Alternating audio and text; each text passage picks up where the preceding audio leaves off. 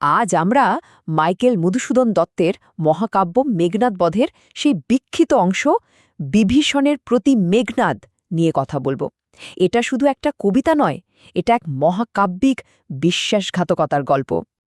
ভাবুন তো একবার, গল্পের নায়ক মেঘনাদ যুদ্ধের প্রস্তুতির জন্য এক গোপন যজ্ঞ করছেন। এটা তার সবচেয়ে সুরক্ষিত, সবচেয়ে পবিত্র জায়গা। আর ঠিক সেই মুহূর্তে সেখানে কিনা হাজির তার কট্টর শত্রু লক্ষণ। এটা তো একেবারে অসম্ভব ব্যাপার, তাই না? কিভাবে এটা হলো? আসলে এই অসম্ভবকে সম্ভব করেছে ভেতরেরই কেউ, মানে পথ দেখিয়ে নিয়ে এসেছে এমন একজন যাকে মেঘনাদ সবচেয়ে বেশি বিশ্বাস করতেন। আর এখানেই লুকিয়ে আছে গল্পের আসল ট্র্যাজেডি, এক অচিন্তনীয় বিশ্বাসঘাতকতা। তো চলুন এই নাটকীয় ঘটনার ভেতরে একটু ঢোকা যাক, পুরো প্রেক্ষাপটটা ভালো করে বুঝে নিই।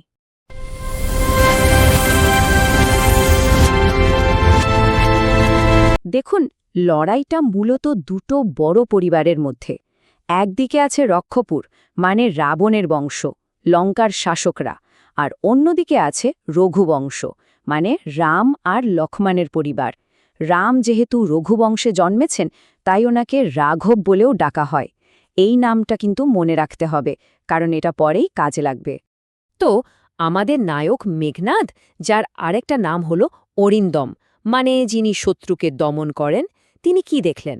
দেখলেন যে তার নিজের কাকা বিভীষণ শত্রু লক্ষণকে পথ দেখিয়ে সেই পবিত্র নিকুম্ভিলা যজ্ঞাগারে নিয়ে আসছেন। ভাবা যায়? আর ঠিক তখনই মেঘনাদের মুখ থেকে একটা গভীর দুঃখের সাথে বেরিয়ে এলো, জানিনু কেমনে আসি লক্ষণ পশিল রক্ষপুরে। মানে এবার আমি বুঝলাম লক্ষণ কিভাবে এই রক্ষপুরীতে ঢুকতে পারল। এই অসম্ভবটা সম্ভব হয়েছে শুধুমাত্র ঘরের শত্রু বিভীষণের জন্য। তো এখন শুরু হচ্ছে সেই মুখোমুখি সংঘাত। মেঘনাদ এবার সরাসরি তার কাকা বিভীষণের দিকে ভিড়লেন। তার প্রথম প্রশ্নটাই ছিল খুব সাধারণ, কিন্তু ভীষণ ভারী। হাই তাত, উচিত কি তব এ কাজ? মানে কাকা, এই কাজটা কি আপনার মতো মানুষের সাজে?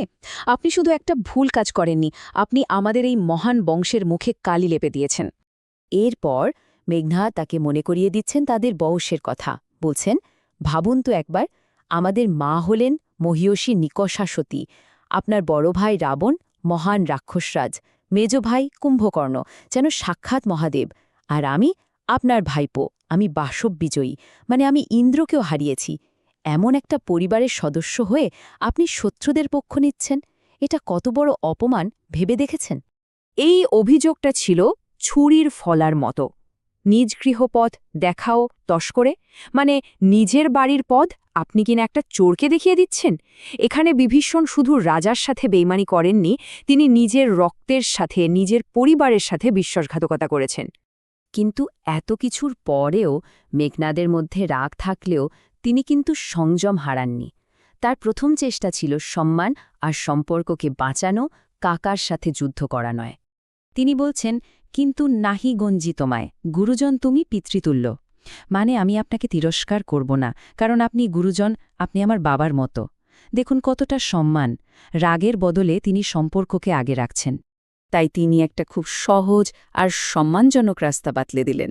বলেন, ছাড়ো দ্বার, মানে দরজাটা ছেড়ে দিন, আমি অস্ত্রাগারে যাব, অস্ত্র নিয়ে আসব, তারপরে লক্ষণকে সোজা সমন ভবনে, মানে জমালয়ে পাঠিয়ে দেব, আর আমাদের লঙ্কার এই কলঙ্ক আমি নিজের হাতে মুছে ফেলব, শুধু পথটা ছেড়ে দিন। মেঘনাদ তো পরিবার, সম্মান, কর্তব্য সব কিছুর দোহাই দিলেন। কিন্তু বিভীষণের উত্তর, সেই উত্তরটা যেন সব কিছু ভেঙে চুরমার করে দিল।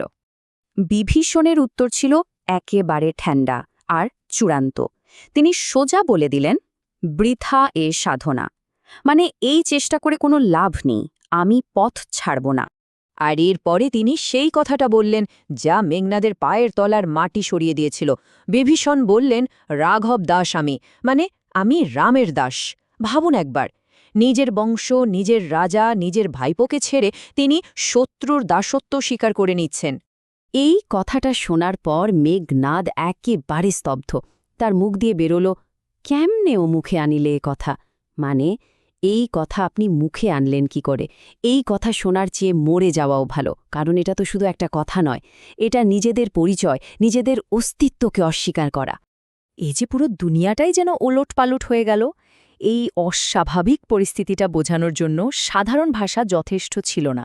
তাই মেঘনাদ এবার আশ্রয় নিলেন অসাধারণ কিছু রূপকের। তিনি বিভীষণকে বলছেন, আপনাদের জন্ম তো হয়েছিল আকাশের চাঁদের মতো উঁচু বংশে।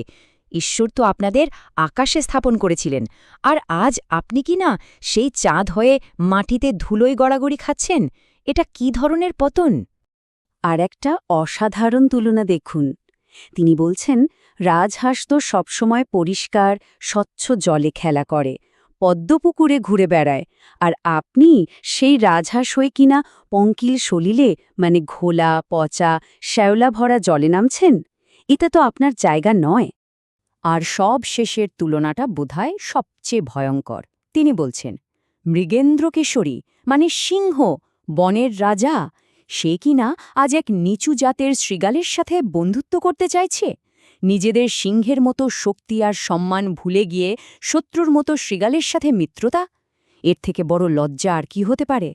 শেষ পর্যন্ত এই কবিতাটা আমাদের সবার সামনে একটা খুব বড় প্রশ্ন রেখে যায়। কোনটা বড় বিশ্বাসঘাতকতা, নিজের পরিবারকে ত্যাগ করা নাকি নিজের বিশ্বাস বা বিবেককে ত্যাগ করা? বিভীষণের কাছে যা ছিল ধর্ম, মেঘনাদের কাছে সেটাই ছিল অধর্ম। এই দ্বন্দ্বের আসলে কোনো সহজ সমাধান নেই।